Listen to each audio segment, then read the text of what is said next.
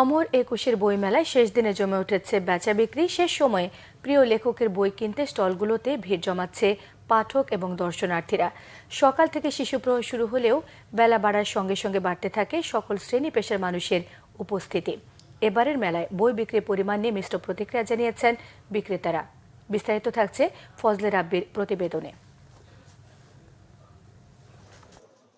প্রাণের বইমেলা পুরো ফেব্রুয়ারি জুড়ে চলা মেলা পরিণত হয় লেখক পাঠক আর দর্শকের মিলন মেলায়। এবারের মেলায় শেষ দিন শুক্রবার হওয়ায় ঢল ছিল মানুষের।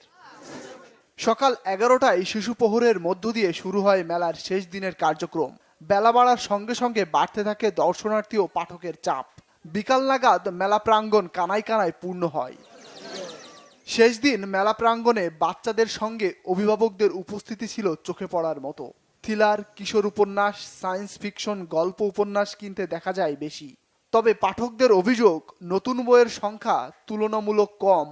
সায়েন্স ফিকশন, তারপরে রকিব হাসানের 3 গোয়েন্দা এইসব এবং ভূতের গল্পগুলো। থ্রিলার টাইপের বই কিনেছি একটা, আমার ভাইকে একটা ভূতের বই টাইপ কিনে দেওয়া হয়েছে। আমি এখানে এসে একটি ভূতের গল্পের বই কিনেছি, এখন আমি অনেক খুশি আছি। আগের বইগুলাই দেখছি, ওরকম নতুন চোখে পড়ার মতো বই খুঁজে পাইনি।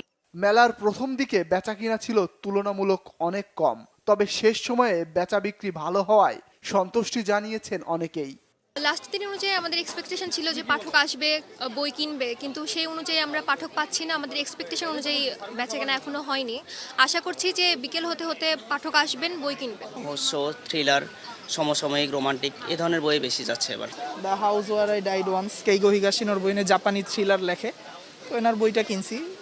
ওনার আগেও বই পড়ছি আমি, তো ওনার ফ্যান মোটামুটি বলা যায়। অনেকেই আসে ছবি তুলতে, এই যে আমাদের খাওয়ার দোকান আছে, এই খাবার দাবার খেয়ে চলে যাচ্ছে। তো আসলে হয় কি, দর্শনার্থী এত বেশি, পাঠকের সংখ্যা কমে যাচ্ছে। মেলায় যে পরিমাণ লোক সমাগম আমরা আশা করেছিলাম তার তুলনায় অনেক অনেক কম। মোটামুটি গত বছরের তুলনায় এবছর বেশ ভালো যাচ্ছে। আশা করি পরিস্থিতি যদি ভালো হয় আরও একটু ভালো যাবে মেলা। জুলাই গণ অভ্যুত্থান ও নতুন বাংলাদেশ নির্মাণ প্রতিপাদ্য নিয়ে শুরু হওয়া এবারের মেলায় বাড়ানো হয় স্টলের সংখ্যা। গত বছর 642টি প্রকাশনীর বিপরীতে এবার অংশ নেয় মোট 708টি প্রকাশনা প্রতিষ্ঠান। ফজলে রাব্বি, বাংলা ভিশন, ঢাকা।